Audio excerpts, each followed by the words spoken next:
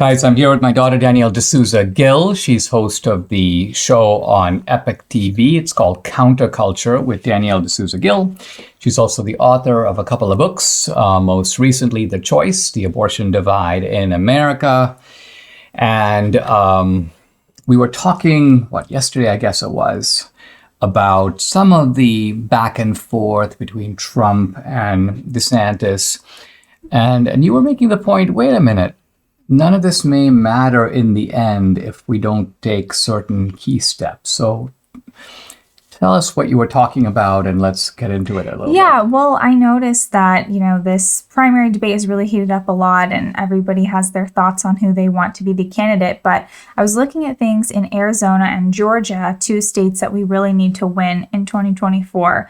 If we don't win, let's say Michigan and Wisconsin, and I don't know if a lot has really changed on the ground as far as us actually having what we need there in order to win those states. Hopefully that changes because otherwise, regardless of who our nominee is, we're going to have so much fraud and there are going to be so many issues in both of those states that I'm not sure we'll be able to win anyways. So this, I think, is a critical point, and that is that the left worked really hard after COVID to tilt the playing field. And we know all about the Zuckerberg money. We know about, there's 2,000 mules. There's also the Democrats' heavily funded ground game. And some of that funding, by the way, goes through these nonprofit institutions, which are supposed to stay out of politics, but evidently aren't. And so all of this helped deliver these states. I think what you're saying is that we've lost some critical elections, right? Wasn't there one in Wisconsin, We lost in the Supreme Court. A Supreme Court race. But basically, we don't have to win every single swing state even, but just the ones that are more winnable.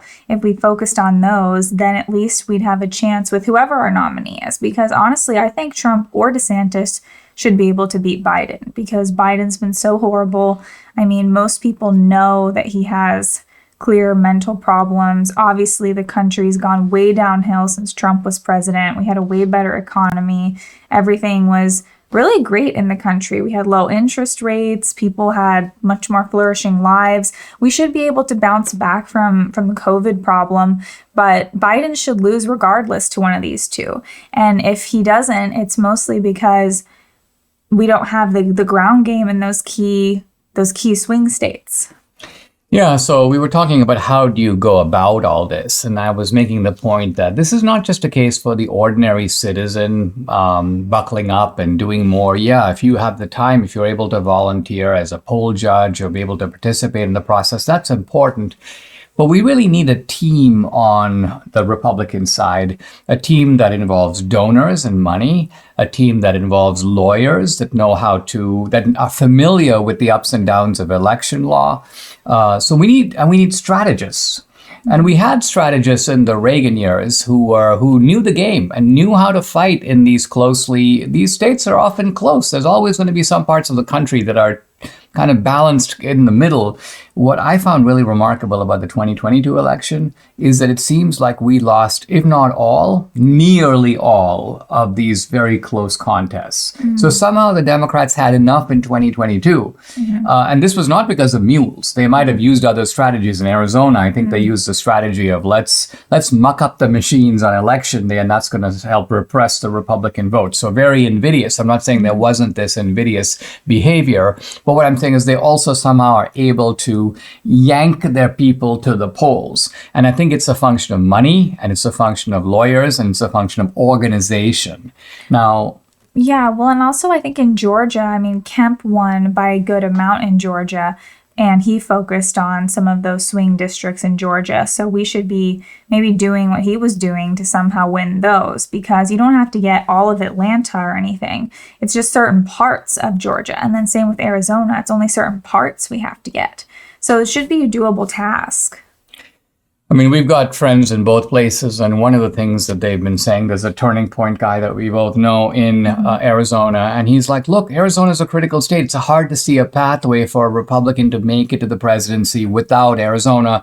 And he goes, and yet, after the 2020 election, you'd expect there to be a massive flurry of activity. And he goes, I don't really see anything fundamentally changing. I don't see the Republicans, and he's talking here about the RNC, but he's also talking about other organizations, including organizations at the state level, who don't seem to respond to the magnitude of the problem. Instead, as you say, today all the focus is, are you Trump? Are you DeSantis? What's wrong with one? What's wrong with the other? Yeah. And you're saying this big elephant is being ignored. Yeah, and I think so many people who are just normal people, they aren't like influencers and pundits, they see the fact that fraud is the main issue.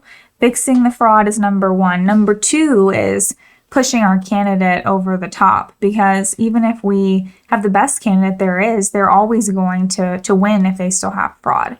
Not just by pushing Biden, but pushing Fetterman. I mean, if they can win with someone who's basically a comatose person, then obviously it doesn't matter how good our candidate is. So we have to fix the operations. I mean, to me, the really scary thing about the Arizona result is, in my view, we had a good candidate, Kari Lake, who lost to a bad candidate, Katie Hobbs. So if they can use a bad candidate to beat a good candidate, that's very bad news for the Republicans.